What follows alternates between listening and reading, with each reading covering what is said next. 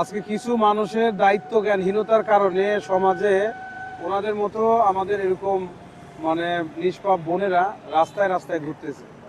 ওনার স্বামীর একটা ভুল সিদ্ধান্তর কারণে, স্বামী তাকে ফেলে রেখে যাওয়ার কারণে, তার কোনো ব্যবস্থা করে না যাওয়ার কারণে উনি আজকে হাত পেতেও মানুষের কাছে সহযোগিতা পান নাই। আমরা আজকে খাবার বিতরণের সময় উনি কান্নাকাটি করতেছে, এটা দেখার পর আমাদের স্বেচ্ছাসেবকরা তার সাথে কথা বলে জানতে পারলো যে উনি আসলে হাত পেতে খাইতে চান না, ব্যবসা করে খাইতে চান।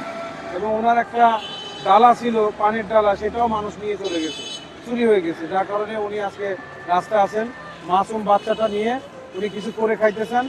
আমরা দেখি ওনার জন্য আমরা কি করতে পারি।